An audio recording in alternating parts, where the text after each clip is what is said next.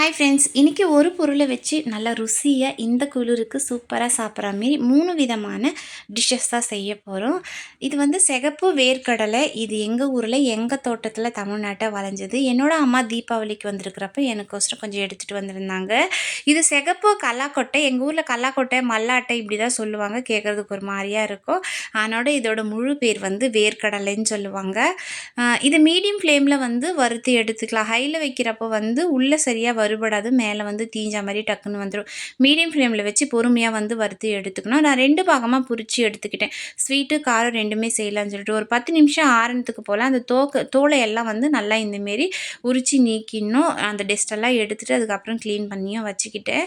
அப்படியே சாப்பிட்றது கூட நல்லாயிருக்கும். மொறுமொறுன்னு அப்படியே கூட குழந்தைங்களுக்கு கொடுக்கலாம். நீங்கள் அந்த டெஸ்ட்டெல்லாம் எடுத்துகிட்டு கடாயில் வந்து 1/2 ஸ்பூன் அளவுக்கு எண்ணெய் ஊற்றிக்கிட்டு கொஞ்சமாக காரத்துக்கு தகுந்த மாரி மிளகாத்தூள் போட்டுட்டு உப்பையும் போட்டுட்டு நம்ம வந்து க்ளீன் பண்ணி வச்சுருக்கிற வேர்க்கடலையே இது கூட வந்து மிக்ஸ் பண்ணி இறக்கிட்டால் நல்லா சூப்பராக இருக்கும். காரசாரமாக இந்த குளிருக்கு சாப்பிட்றதுக்கு இதமாகவே இருக்கும்.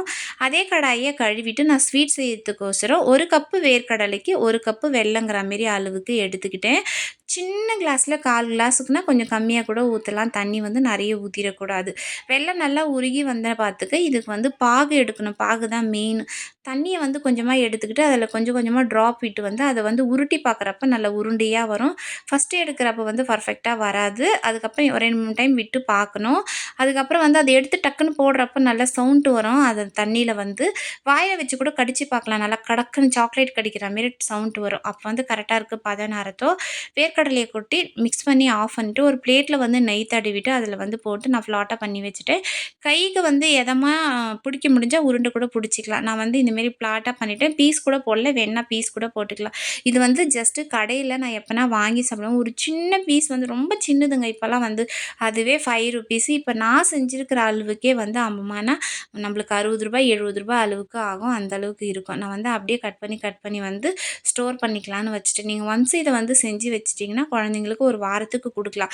தினமும் ஒரு பீஸே கொடுக்கலாம். இப்போ எல்லாராலையுமே பாதாம் வாங்கி சாப்பிட முடியாது. ஆனால் வேர்க்கடலை வந்து 1 கேஜி ₹110 தான். நல்ல வேர்க்கடலை வாங்கி ஒரு 1/2 கேஜி அளவுக்கு செஞ்சு வச்சிட்டாவே போதும். ₹50 ஸ்பெண்ட் பண்ணாவா குழந்தைங்களுக்கு ஒரு வாரத்துக்கு கொடுக்கலாம். பாருங்கள், இந்தமாரி நல்லா மொறுன்னு டேஸ்ட்டாகவே இருக்கும். ஒரு ஏர் கண்டெய்னர் பாக்ஸில் காற்று போகாத மாதிரி போட்டு வச்சுட்டு குழந்தைங்களுக்கு தினமும் ஒரு பீஸ் கொடுக்கலாம். மத்தியானம் லஞ்ச் டைம் கூட ஒரு பீஸு செஞ்சு கொடுத்து அனுப்பலாம்.